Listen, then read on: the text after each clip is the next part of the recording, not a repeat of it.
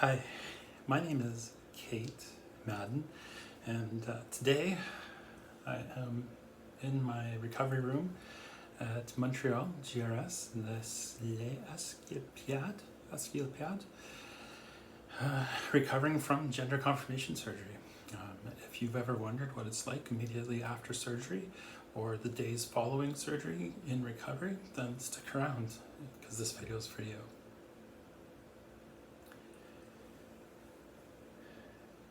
The journey to get here took about 4.5 years, starting in late 2017. Number of hoops to jump through, doctors to talk to, check boxes to get checked off, and that sort of thing. But here I am, finally, having just had bottom surgery. I had a vaginoplasty with a cavity, and Dr. Pierre Broussard was my surgeon, and I'm here at Montreal GRS, which is, as far as I understand, one of the only private hospitals in Quebec, and is dedicated specifically to trans healthcare. So I think there's about 7 of us here, seven patients today in the recovery house. Maybe tomorrow there'll be 8, maybe it'll be 5. You know, we come and go depending on when our surgery was or our recovery dates. So, you know, I'll just kind of focus on my experience though. I got here on Tuesday. Today is Sunday. Got here Tuesday morning, 8:30 a.m. Taxi dropped me off, picked me up at the hotel that had been booked by the hospital, and which I talked about in my previous video, and dropped me off here. I started the admission process, just kind of, it wasn't really re-completing forms I'd already filled out, it was just confirming that the information was still correct. So, you know, once the administration aspect was complete, waited my turn, and then I got called upstairs and I was admitted by one of the nurses. And to be like perfectly clear, I think the nursing staff here is incredible. They are super friendly, super helpful, very educational, and they just want to make sure that you're taken care of.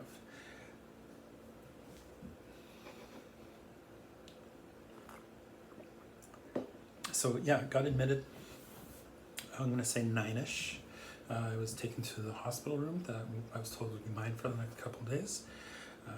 And I was told I had about 2 hours, maybe 2.5 hours. Dr. Broussard came in after about 20 minutes.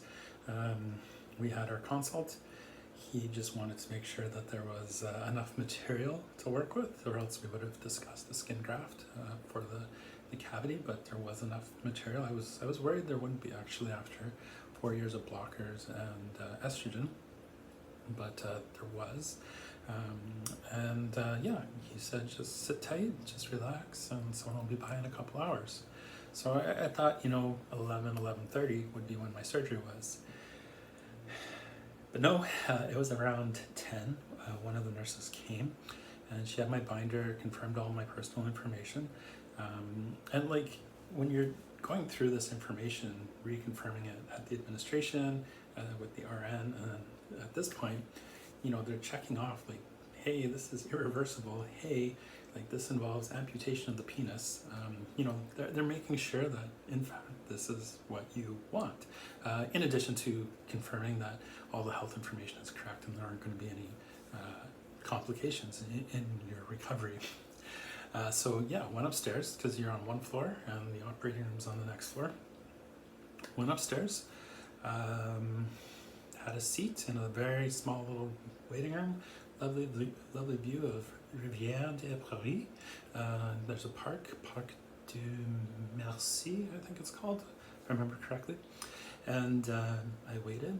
The anesthetist came out, and she just kind of walked me through what she was going to do. And I have expressed concern about the epidural previously, so she walked me through that, how that was going to take effect, and then the sedation that she's going to use, injecting me with a IV. And she's like, and then checked through, you know, the health questionnaire again. Just wanted to make sure, you know, drugs, alcohol, lifestyle, that kind of thing, so that there's no unexpected complications in surgery or in recovery from being sedated or the epidural. So yeah, she disappeared, and I waited. It might have been 2 minutes, it might have been 20 minutes, I don't know exactly, but one of the nurses came out and said, okay, let's do this thing. Didn't say that, but that was the spirit of it. And I went into the OR, and there's about 5 or 6 people in there. So, you know, I don't know if they're all RNs or you know, at least 2 doctors, the anesthetist, anesthetologist, and Dr. Broussard. All en français, you know, like they are a team, they're functioning, you can see them handing stuff to each other, talking to each other, and it is all clockwork. So that really put me at ease, just knowing that I could see the team functioning well. Organizationally, it made me feel really comfortable. You sit down on this gurney, this bed, I don't know what to call it, and you kind of do the Jesus Christ pose. Like you stretch your arms out, and there's like a donut hole that you gotta kind of scoot your butt into. So once you've done the Jesus Christ pose on the arms, and then you got your bum in the hole, and you gotta sit up, and 2 of the nurses kind of, because you gotta be really relaxed with an epidural, because one of the complications could be paralysis if you move. So you gotta be relaxed and you gotta be braced. So there's 2 nurses, you know, and we're all making they're making conversation. They want to make sure I'm comfortable. I can't remember at all what we discussed. I think they all wanted to know about my allergy to cats. Everyone's like, oh, don't worry, we have no cats here. But at any rate, we talked about that probably. So, you know, you got the nurses, they got you kind of hunched over, you kind of arch your back, and there's a Band-Aid on my back now, but yeah, you feel it go in, the epidural, the needle, it's a micro needle, I guess. You feel it go in, they're holding you, there might be, the needle probably stays in and then stuff is injected, I'm not 100% sure. And within seconds, you start to feel loss of sensation in your toes, and then through your legs, and then they just lean you back. So you're still awake, you're still, you know, you can feel the loss of sensation in your legs, so it's working. And then they've got the IV in your arm, and she says, okay, I'm gonna put you to sleep now, just think of something happy.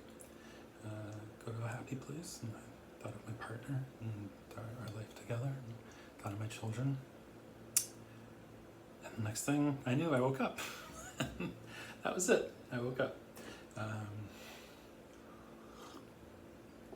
I was out, totally out.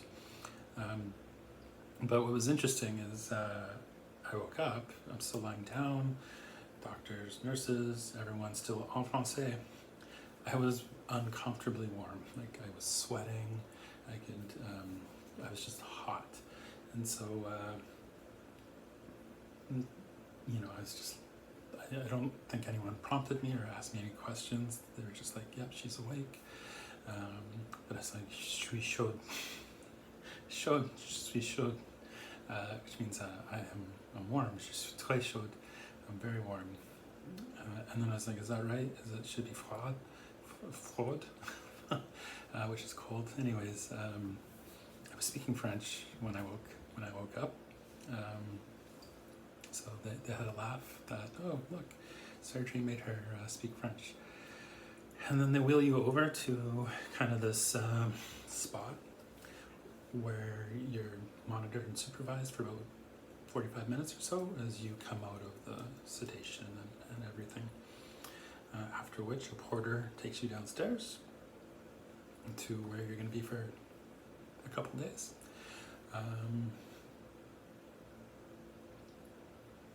It's hard to say, you know, about time over those next 2 days. It really flew by quickly. I just kind of listened to the nurses, did what the nurses told me to do. You know, ate dinner, ate lunch, with real intention. I figured the meals were chosen specifically for healing and caloric intake and that sort of thing. You go for a walk. So the first day you're just chill. You're just like recovering. You just had massive surgery, invasive major surgery. Day 2, they want you up and at it.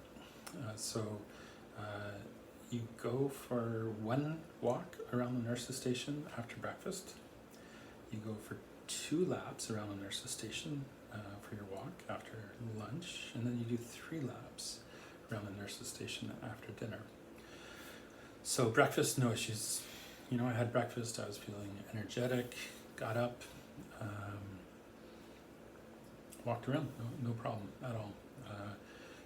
I heard somebody else in the ward struggle, and I had read that this could happen, and so I just hoped that they were okay.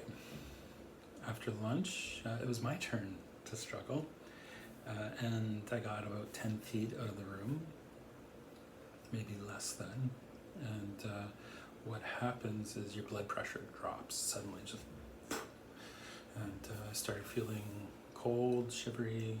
It's your hearing kind of turns down, you can't hear, your vision is getting blurry, but what's great is the nurses are on it, so the nurse is walking beside you through this whole process. The nurse calls out, Chase, and Chase, maintenant. So get a chair right now, vite, quick. A rolling chair comes by, and within seconds I have 3 or 4 nurses, like they're, trying to get this, because it's the cold sweat, right? They're trying to like cool me down, they got fans, they're lifting my hair up, and stabilizing me. So they wheel me back to my bed. Don't worry about it, it's totally normal, this happens all the time, which it does, because I heard other people through the next 24 hours. I heard this happen too. I was exhausted, so I passed out. Did a lot of napping those first 2 days. After dinner, though, I did the 3 laps, no issues. Like it hadn't even happened. So, comes, goes. Maybe if it's your turn, you might struggle all 3 times. Maybe you'll have no struggles, but that was my situation. Passed out 9ish. I find I'm sleeping between 9 and 10, and you're up 5:30, 6ish, depending on the nursing situation. And they're like checking your vitals every hour. They put a little scanner on your finger, blood pressure every now and again, that sort of thing. The next day, this is day 0, day 1, day 2, move over here to Escalipiad, recovery home, which means milkwood, which is what butterflies drink before they enter their chrysalis and transform. I've been in this room for the last few days now. This is technically day 5, so I've been here day 2, day 3, day 4, day 5, 3 sleeps, 4 sleeps. I'm losing track of everything.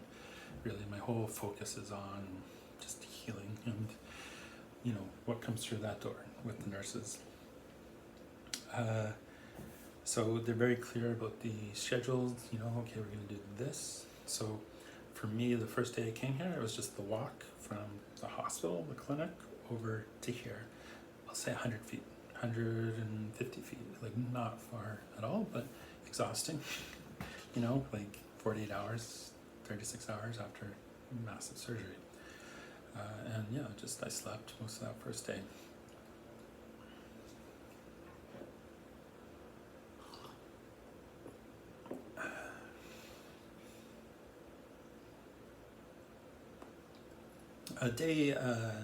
The next day, it's really just kind of listening to the nurses, getting the medication down right. There's a catheter, and this was my big problem on day 2 here at the recovery home, was the catheter. So, it's a hose. They attach like a spigot, and you go walk to the washroom, and you kind of turn the spigot, and the urine comes out, so urine control. The problem is I urinate frequently. I drink a lot of water, but I also must have a small bladder or something. And actually, over at the hospital, one of the nurses commented on how much urine was in my bag as she emptied it. She's like, about 1 in 6 people have this much. So I guess that's supposed to make me feel better. But anyways, it became really uncomfortable that first night. Like, I was getting up to go to the washroom every hour, and I felt that I was more focused on urination and my bladder and trying to feel when I had to go and going and controlling that than I was on healing and recovery. It's also super painful for me. Like, you get these bladder spasms, so you're only supposed to let 80% of the urine out. So you get the hose and you let it out, and if you let it out too far, it's like your bladder is being sucked out through the catheter, and it's not super painful, but it's not a pleasant feeling. They taught me to like do it in steps as well. We tried that for a few hours, and no. So they put me back on a bag, which changed everything for me, and really I was able to rest, I was able to nap, I was able to sleep, and just focus on getting better, getting healthy. So yeah, that was the last couple of days. Today, they took the dressing off, and I saw myself for the first time. So I saw my vagina, and that was really amazing. After they took the dressing off, you take your first bath. So I had a bath and a shower, and got to see everything, and yeah, it feels really amazing just to be here. So, you know, that's where things are at as of the afternoon of the 5th. It's a beautiful day. I'm going to go sit in the garden, I think. The facility's nice. It's an old home that's been converted. The nurses are great because of COVID. You got to mask up. You're not really allowed to socialize too much. They'll get you coffee, they'll get you juice or whatever.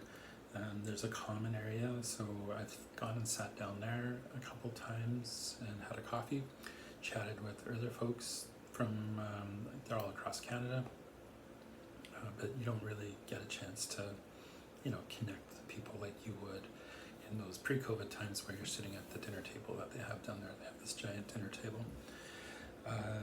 You're able to get Uber Eats, so you know, that's really cool. I caved and I got some potato chips last night because I needed them, and that's the great for that. It's close. Like, you're on the north side of Montreal, so you're in a major metropolitan. It's Canada's second largest city. You know, to that point about being in Montreal, I made the point in the previous video about my French not being good enough for Laval, which is just across the river.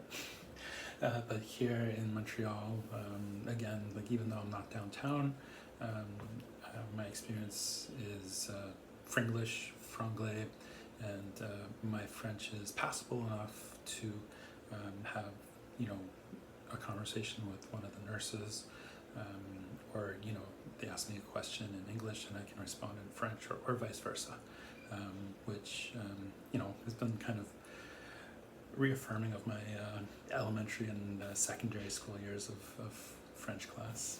The food's good. A little bit too much quinoa, but it's a power food, you know. Healing food, but I'm done with quinoa. Not my favorite, that's for sure. But yeah, the food's good. You know, my assumption is that the chef has figured out the lean protein, the macros, the carbs, whatever, you know, to maximize healing post-surgery. You're in your room. It's not that big. I don't know, 10 by 10. I think I'm lucky. I have a small little patio out here, so, you know, I can open the window, and that's really nice, for me at least. I looked into the room of one of the other patients, because she's got a pillar in the middle of the room and no window, So, you know, each room is different. Some of the rooms are built for two, some built for one. This is a one-person room. Yeah, the sink, bathrooms are assigned per room, so there's only two of us who use the bathroom next door. I haven't met the other person, so some people, you know, they choose to stay in the rooms. So like I said, I think there's 7 of us here right now, but maybe there's more, maybe there's less, I don't know. You know, we all walk this journey alone at the end of the day. So, you know, I'm not gonna judge anyone who wants to keep to themselves, especially in this moment. Yeah, so no complications for me post-surgery. Recovery is going well. Tomorrow we dilate. I was joking with my partner earlier that I should do an unboxing video of the dilators and, you know, be a good YouTuber. Maybe I will. I don't know if I'll make another video on here.